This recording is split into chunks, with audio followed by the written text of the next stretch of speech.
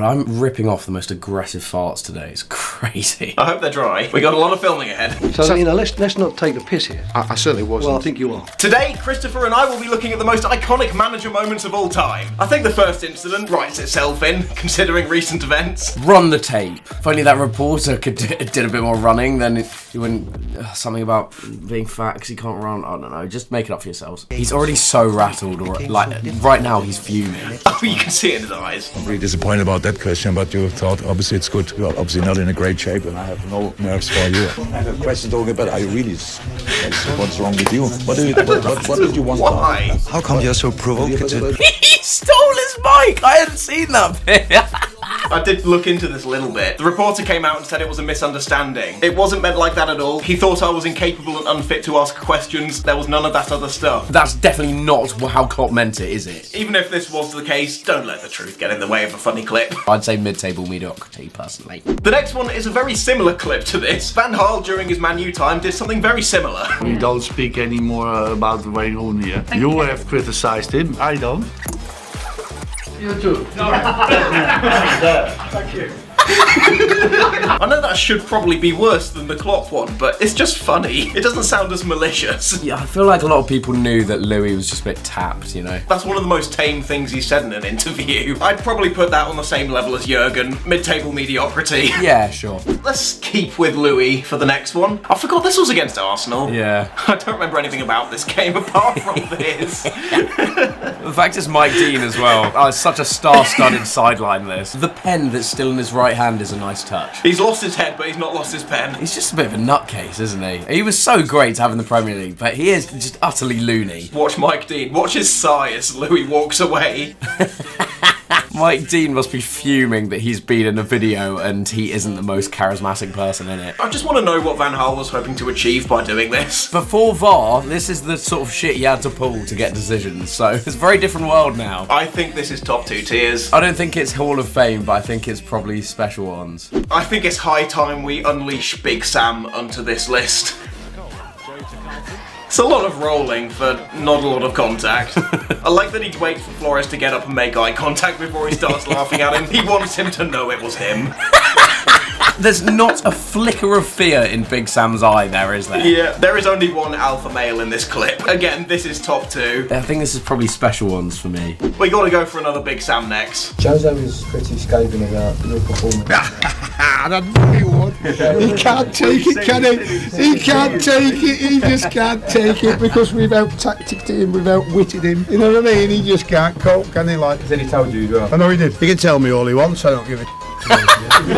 So hard luck, Jose. I've never seen that before. That is fantastic. I've genuinely never seen that. Really? I thought this was one of the big ones. He knows exactly what he's doing. Like, he's clearly just beaten Chelsea through some absolute Brexit bull nonsense. He's just reveling in Jose's tears. He's just such a dad. I love it. Should we put this one in the middle again? Yeah, mid-table mediocrity is fine, I think. Let's stick with our English cultural icons, shall we? I'll be very surprised if this one isn't top tier. Oh, of course. I didn't even think about Neil Warnock being in these videos. Get pissed if you want, go out to nightclubs, take your missus out, shag her on fucking car seat, anything you want. Because there's some of you lot that can fucking He's such a romantic. you fucking be off flying away next fucking week. He don't hurt you. You're fucking picking a wage up. That's a load of bollocks. You've got to fucking die to get 3 points. I think the best way of summing it up is that Sam Allardyce seems like a pretty complex intellectual compared to Neil Warnock. I can't imagine much actual tactical work goes on the training ground. It's all just firing everyone up as much as possible and just unleashing them. I think we might have our first Hall of Famer here. I think we might have. We have a short and sweet Neil Warnock up next. Don't think he's ever been described as that before, but here we go. The owner, Vincent Tan, is hoping that they can get the right result today.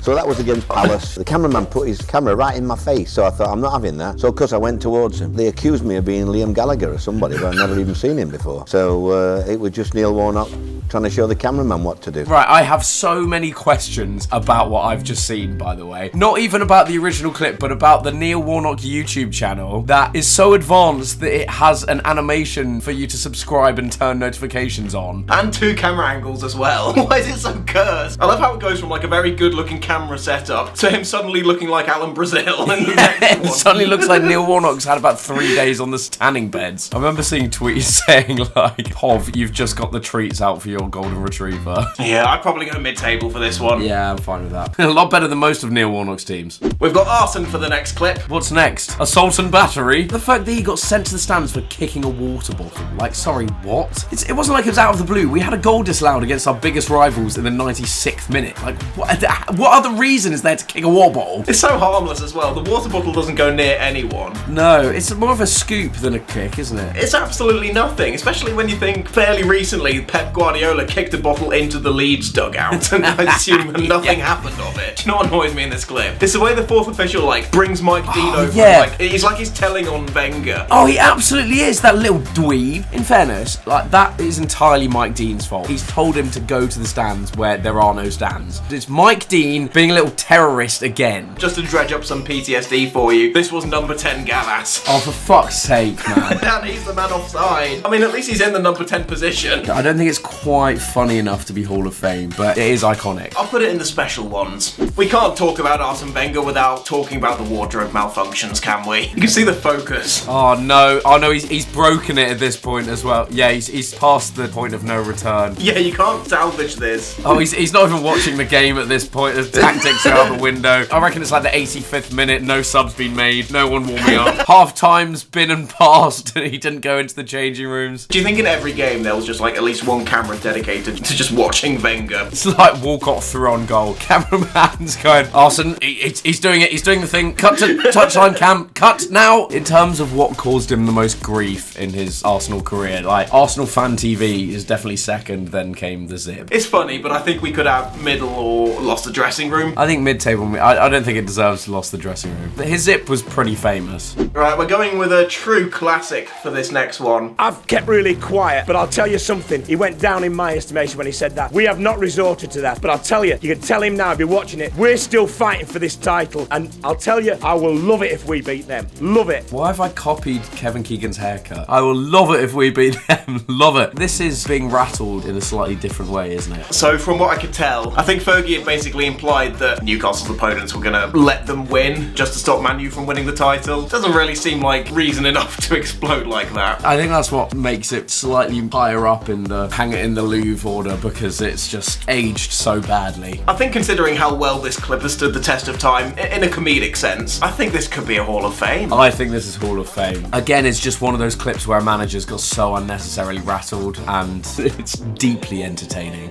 We took a brief 2-week hiatus, hence the haircut, but we're kicking things off with a classic Fergie incident.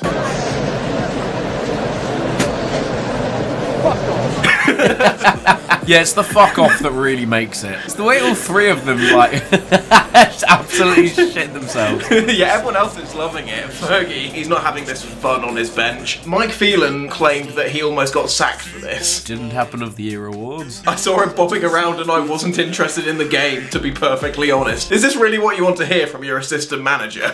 It was only until after I realised the enormity of it, everyone jumps and thought something had gone on. What, did they think someone had planted a bomb under their seats? Sorry to burst your bubble, mate, but you did not almost lose your job. Yeah, without the fuck off, I don't think it would be quite as high on the list, but I do think it's quite strong because of it. I think the fuck off brings this up to mid-table mediocrity. I'm fine with that. Right, we're going to an incident that I've spoken about before in a previous video, but it's fantastic.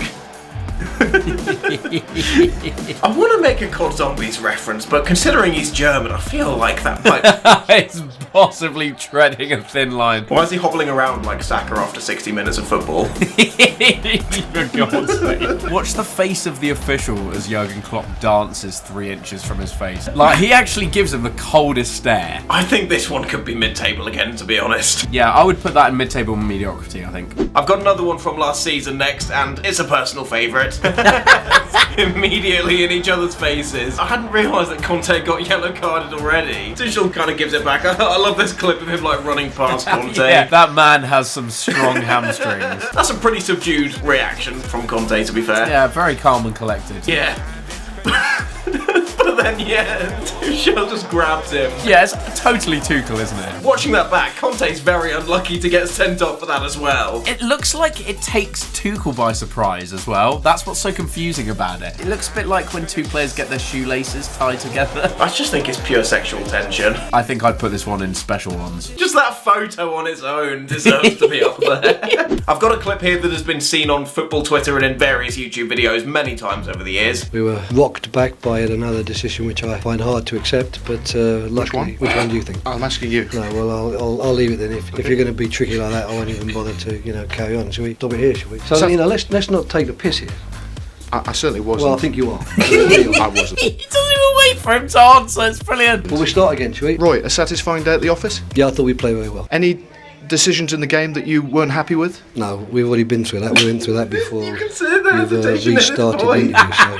Any decisions in the game that you didn't agree with? Hodgson's such like a wise old man. Like he never seems to get rattled by anything. But this is like the one time I think he's snapped ever. Yeah, if you've ever wondered what an angry owl looks like after it's been sent to the shops by a vole, that is this video in its entirety. A few of his feathers were ruffled there, certainly. I kind of want to put that one in special ones as well. Yeah, I think it's special ones, personally. We're delving into the archives of Jose Mourinho next. Why is the intro like Ty is walking into his pre-match interview? Jose was so fit back in the day. Oh yeah. We have top players, and I'm sorry, I'm a bit arrogant. We have a top manager. I'm European champion, so I'm not one of the bottle. I think I'm a special one. It's famous, but entertainment value isn't that high up for me. It loses points for not getting a chuckle, but it's an iconic clip. I think it probably has to be in special ones tier, doesn't it, realistically? It'd be rude not to put it in there. This next Jose clip is definitely a funny one though. So yeah, City had a pen, Lloris saves it, and then somewhat wipes out Sterling on the rebound. Yeah, I guess there wasn't enough contact, or maybe Sterling had lost control of the ball. Either way, Jose and his attack dog took it very well.